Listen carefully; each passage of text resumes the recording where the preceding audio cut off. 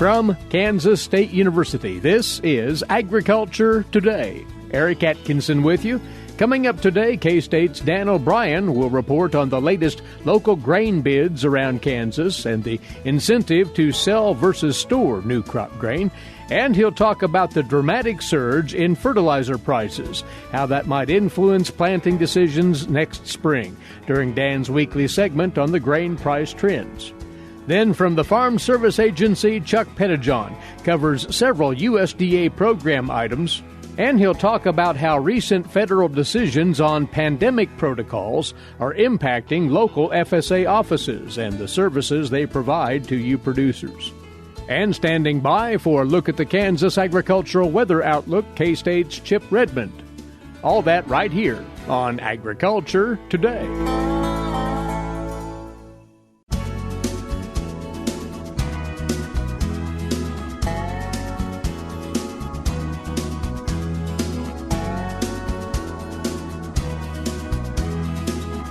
You're listening to the K-State Radio Network and Agriculture Today. Welcome once more as we venture into the latest from the grain market scene now. Dan O'Brien with us from his office in Colby, Northwest Kansas, grain market economist with K-State Research and Extension.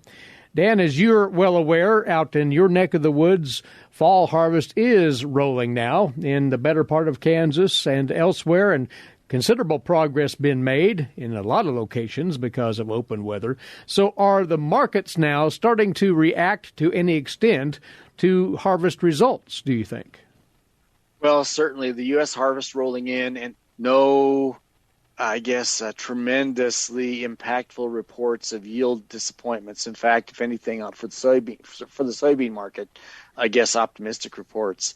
You're seeing that the lead D's corn and November soybean futures contracts do anything but rally to major highs. Now, corn, kind of surprisingly, has moved over the last month or so a little bit to the higher side, but with harvest pressures here, just not a lot of, enthusiasm to really run to the higher side. Particularly on soybeans, though, you see soybeans having dropped off strongly.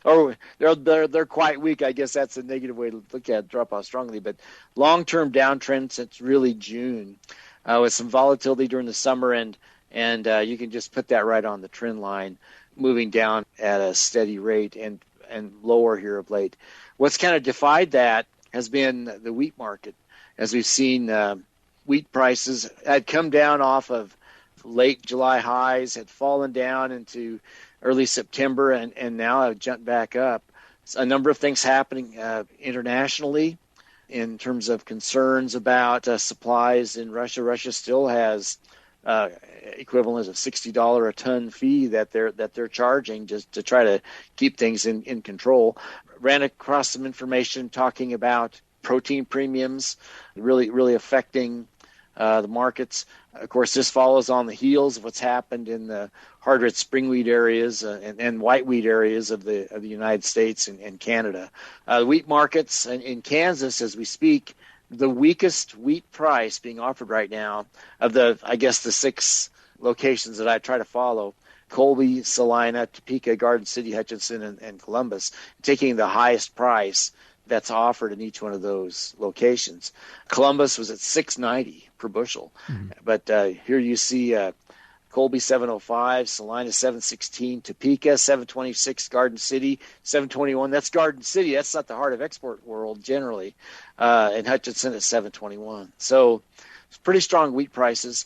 Interesting along this theme, when you see where we've held up on corn and sorghum prices, corn really pretty consistently in the range of $5.14 up to $5.34 or so. For all locations except in Garden City and Hutchinson, it's up to $5.59 for the top bids there. Grain sorghum holding up decently, really pretty consistent in a range of $5.34 to $5.59 also. So the highest bid for sorghum for the locations we're looking at in Topeka, which is very, very, very much an export-oriented situation. Soybeans, cash prices for soybeans, if anything, that's what's reflecting probably a more of a downside. And just as with the futures, also with the cash markets in Kansas, spot prices for beans a low of 1162 in Garden City, but then you see prices range going up to a high of 1207 in Salina, 1205 Topeka, 1212 in Hutchinson, Colby 1182, and Columbus 1177. With all that considered, Dan, looking at the bids around Kansas, do you see any signals to producers to be storing harvested grains or wheat from this summer?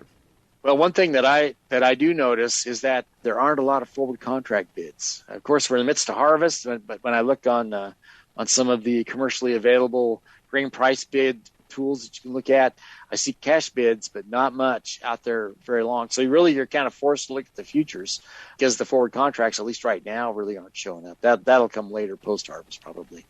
But corn closed yesterday. D's corn at $5.34. July 5.48, so it's about 14.5 cents over, let's see, December, January, February, March, April, May, June, July. I'd say 6 months, and 14 cents isn't a lot. So not a lot of motivation there, at least in the futures, unless basis would really get strong, and it could. But as the futures aren't giving a lot of motivation to store. For soybeans, November closed yesterday at 12.47 and a quarter. Next July, and you might have to hold soybeans out that long, but you're at risk with South America. If we have a moment, we'll talk about that. Mm-hmm. July closed yesterday at 12.81 and a half. So, from 12.47 and a quarter to 12.81 is about 35 cents over 7 months, about 5 cents a month. And, normally if we were really defensive, we'd say, gosh, that's 5 cents a month. We'll take that. That covers storage. But with the volatility we've had of late, we can have 5 cents in the middle half hour of a day somewhere and not be that impressed by that. And for wheat, of course, now we're looking at, the harvest is far done on hard red winter wheat in Kansas. We're looking to see what we can get for storage if we haven't sold it already. D's closed yesterday at 7.41 and a quarter. May, we'd probably be selling in May, I would think, if we held that long. Prior to the next harvest in late June and on into July, 7.41 to 7.52 and a quarter, and that's just a few cents. And again, we have enough volatility that that's probably not a big incentive for people. I do want to come back to the South America thing, right? And that's a major part of this story because Brazil is just about to roll out another record soybean crop. They're anticipating their plan is, and this CONAB group came out yesterday. It's an overall trade overseeing information group that operates down that area. Strong increases everywhere. They saw the corn drought for second crop corn last year as something that was a hiccup. They're coming right back at it with even more soybeans to increase, et cetera. So that has been the norm year after year. They're planning on increases, and they just get side railed by droughts and problems that hit. That said, Bryce Anderson, GTN, meteorologist, came out an article yesterday talking about how we're looking at the likelihood of La Nina getting stronger, and that would lead to a drier fall, would impact here in the U.S., our hard red winter wheat areas, could be a wetter spring, et cetera. But what's more the issue is dryness down in those key areas of South America.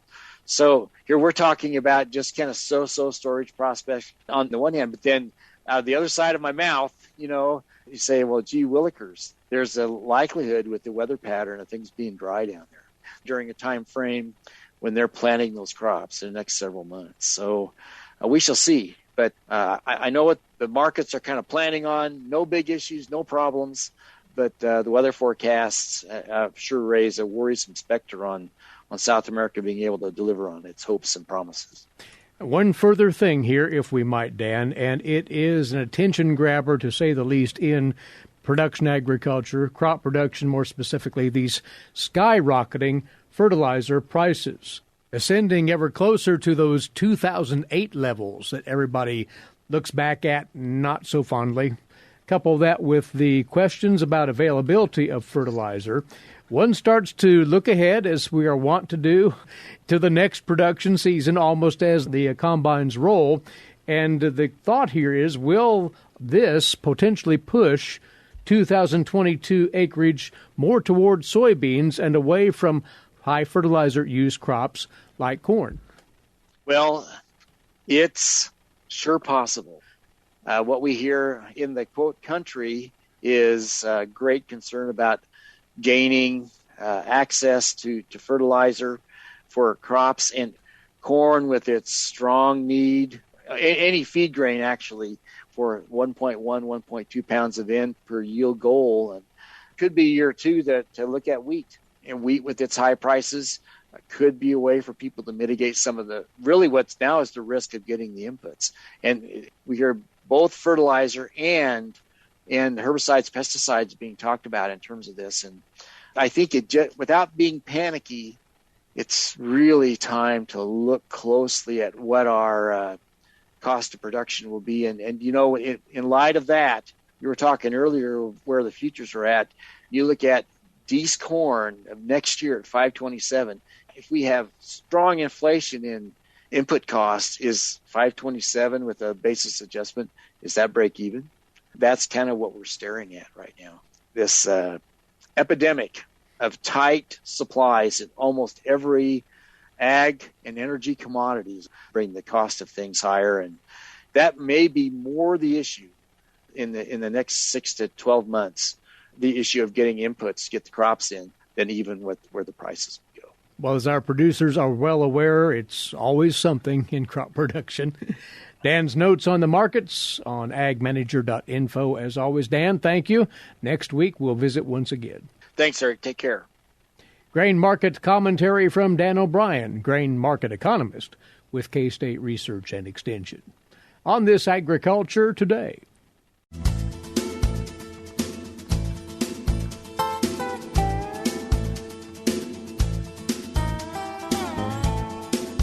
You're tuned in to Agriculture Today, and we're around once again to another update for you from your Farm Service Agency, state headquarters for Kansas.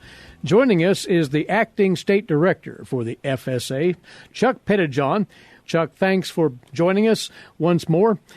We'll start with this. The county FSA committee election process is coming up, right? Yeah, Eric, we do have all the nominations in. We went out and asked for nominations. Each county is broke into local administrative areas, and in those administrative areas, we asked that, producers elect somebody they'd like to be on the county committee, or I should say nominate. And then once those nominating petitions are in, ballots will be coming out, and we'll see them mailed here between now and the 1st of November. And you can vote for whoever's on the ballot. There's also a write-in option if you have somebody that you feel like would better fit. Well, you could do a write-in, but those will be coming out, and we ask that you get those back to us. And they will be just coming out in certain local administrative areas. These producers, they serve a 3-year term to the county committee, and so it just rotates. Most of the counties are broke into 3 local administrative areas, and then most of our counties that are combined, we might have 2 counties run out of 1 office, and that would be a 5-person committee. So they might have a couple areas that are up for election. So I might mention that the county committee, it serves as local administration of the office. They hire and fire the county executive director that oversees the operations of the office, provide oversight. Their local grassroots input into decisions. A lot of the policies and procedures allow the local county committee some leeway on the provisions within their county, and those are the things that the county committee does. There's producer appeals. Producers can appeal to their local county committee, and it's a peer group that gets to hear and make decisions if there should be a need for some kind of an appeal. We can't overstate the vital role that those committees play. They often go unsung, but when it comes to interpretations and decisions at that local level, that's where it happens. And that's why participating, Chuck, in this election is important. Absolutely. It certainly is. that's one of the things that we've always liked about the county committee system is that we get that local input from producers in the area. Producers, be watching for those ballots and do your part to set up that county committee, and be sure to weigh in with your vote there as that happens here in the coming weeks. Chuck, we're into a new federal fiscal year now, and with recent action by Congress to continue the budget operation at the federal level, this means that several of those payments due to producers out of the USDA will be forthcoming after all. Yeah, that is correct, Eric. With the passage here of the continuing resolution, we did get funding to move forward with operations, and they did put in that the ability to make some of the payments that come out on these contracts that carry over from year to year. So one of the big ones that we see come out is our Conservation Reserve Program payments. We'll start pushing those out in waves based on the years of those contracts, because there's different eligibility rules that fell under certain years of when the contracts were approved. And so those will start coming out in waves. And then we'll have payments around our ARC-IC payments. They'll be starting to come out as well. Now, if you're anticipating a payment and you don't see that payment show up in your direct deposit, well, certainly get a hold of the county office. There are some annual requirements that need to be met in order for those payments to be made as far as reporting acreage, eligibility documents, and the like. And most of the times the offices have reached out to those individuals to make sure we got everything ready so we can just push the payments out. But we will be making that cycle over the next several weeks. The national office, they kind of mandate which ones go out next, and we'll keep you informed locally. The offices will of what's being pushed out. And keep in mind, most of those are direct deposit. We get producers calling us wanting to know when their payment's coming, and if they call the bank, a lot of times they're already there. All right. Once again, CRP payments coming out, and those 2020 crop ARC and PLC payments, as they might be due, likewise soon to be delivered. But Chuck, you did want to mention as well that the Farm Service Agency is still operating under coronavirus protocol, and that does affect operations and functions at the local level, does it not? Yeah, it certainly does, and we've had quite a bit of stir here lately, I guess, if you will, with regards to the COVID protocols. And one of the most recent is the vaccination mandate that was put in place by the White House. And so with regard to that, our employees falling under that as federal employees are required to be vaccinated. And so we do have a fair amount of employees that wish to not be vaccinated for various reasons. And so we're seeing an uptick in retirements of those employees that are eligible to retire. And then also seeing some resignations from folks that don't want to follow through with the vaccination. And so as a result of that, that's having some effect on office services, depending upon where those retirements are coming out of. So we in management, we're making adjustments to provide the best service we can. However, there might be some instances that we're going to have to ask neighboring counties to step up and send some staff over to get office coverage of some locations until we get everybody back up to the staffing levels that they will allow us. And so we just ask you to be patient with us as we're kind of doing that and getting people onboarded where we do have those offices that have reduced staffing for various reasons. The other piece to the COVID is our staffing levels. The national office dictates locally, based on data from the CDC, where we can be with our staffing levels of our employees. Within Farm Service Agency and NRCS, we've been allowed to go ahead and staff the county offices at 75% staffing level. In those counties that are at 75% staff, we can allow producers to come in by appointment. Now, the CDC, they feed us information on a daily basis that our national pandemic team looks at. And any county that has a calculated case rate of more than 10 per 10,000, then we have to go back to 25% staffing, and we do not allow customers to come in. So if we've got those counties, Eric, that have a high concentration of COVID, then we do restrict the office to that reduced staffing rate and not allowing customers into the building. And they look at that on a daily basis, so we don't know from day to day which offices that is. Then once things get better in that area, they do allow then for the staffing to be raised back up, but we're not at 100% staff yet. There is the hope, you say, and it depends on how things shake out between now and then, but come next spring, the FSA, knock on wood, will be back into a full service mode, to put it that way. Yeah, each agency and department had to come up with a reopen plan as it applies to COVID.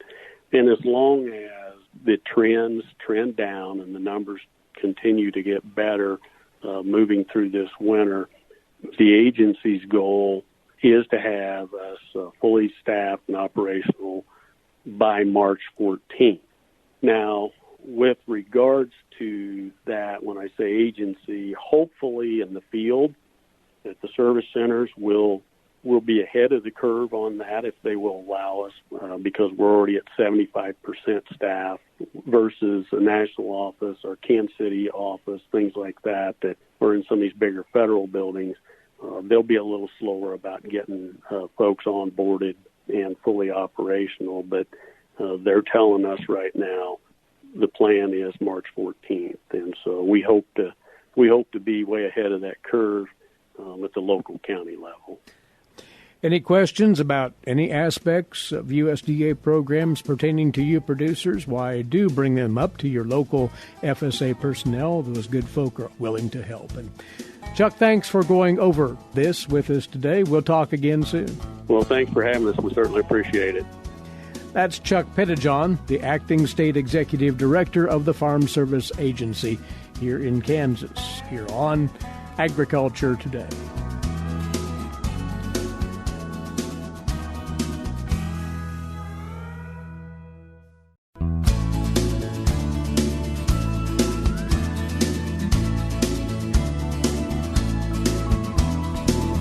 Agriculture Today is back now as we move on over to the Kansas agricultural weather scene and get some input from K-State Research and Extension meteorologist Chip Redmond from the Weather Data Library here at the university. Chip might just look back several days here to this past weekend. There were great expectations of widespread rainfall, but it turned out, it seems, that was fairly localized after all was said and done. Yeah, we're still in the time of year where we get thunderstorms, and that tends to really help focus the precipitation too much in one place and not enough in another. So we did realize some of that rainfall, especially in the west central part of the state. We have been dry since then, but our temperatures have come down. We're not setting records, thankfully. This weekend, we're going to get really warm, especially on Saturday. Mm-hmm. We could set record high temperatures in some places in the state. Unfortunately, that'll be accompanied by dry conditions and windy conditions, but our optimism, especially for the wheat planters, goes up midweek next week, where we could have several rounds of thunderstorms that could produce fairly widespread rainfall across the state. Chip, as far as the drought that we've seen in parts of Kansas, as you glance at the latest drought monitor, what is it telling us? Well, last week's rainfall that focused in the west helped improve some moderate and severe drought in the northwest, as well as a localized area there in Barber County in the south central. But unfortunately, the rain missed the farthest southwest, and we saw introduction of severe drought in the far southwest in the Richfield area, the Elkhart area. So anything that comes in the days ahead will be eagerly welcome in those areas and others for that matter. Is there an idea of just how lucrative that rainfall might be as far as the quantity precipitation projection would be? Yeah, right now they're saying upwards of 1 inch to 2 inches, possibly more, especially from central Kansas eastward. The far western part of the state is expected to see the least, and then obviously it'll be focused where those thunderstorms train or persist, but it'll be localized, heavy in places, probably too heavy again. But hopefully everyone gets in on the action this coming week. There is, they say, a chance for severe weather here and there, so folks need to be alert to that. Yeah, we're not out of the window yet for severe weather. We can have severe weather year-round. It does look like there's a potential for maybe a squall line or two to develop, and so winds would be your primary concern at this point. Our temperatures are to remain somewhat seasonal. What's the outlook there? Yeah, temperatures are going to stay fairly consistently above normal. Usually when we get rainfall like this, we tend to cool things off with cloud cover. But when we look at a week average and we have warmer temperatures over the weekend, it gets offset. And we still expect those overnight lows to stay pretty warm through the next week. So that's not necessarily going to help us get below average, but we'll stay warmer to slightly above average. And lastly, anything interesting in that further extended forecast looking beyond next week's rainfall? Yeah, next week's definitely a pattern shift, and we'll have to watch closely how long that pattern stays established. Right now, I tend to hedge towards not keeping a wet environment around for long. Both the outlooks in the CPC, the Climate Prediction Center, are saying we expect near normal precipitation through the end of the month, and we're seeing a downward average trend in precipitation as we typically see in fall. So any rain like the rain we get next week would be a pretty big anomaly and help us have an overall surplus for the month. That would be great, particularly for our winter wheat growers out there, either having planted or planning to seed, and hopefully to moisture here in the next few weeks ahead. So, Chip, thank you for taking a few moments aside from your assignments, and again, we'll talk next week. Appreciate your time. Yes, sir. Thank you for having me. Chip Redmond from the Weather Data Library at K-State, and he, of course, is affiliated with the MESNET program at the university as well. Meteorologist with K-State Research and Extension on Kansas agricultural weather. Our time's away once more. Thanks for being along with us, and a good weekend to you. Eric Atkinson for Agriculture Today over the K-State Radio Network.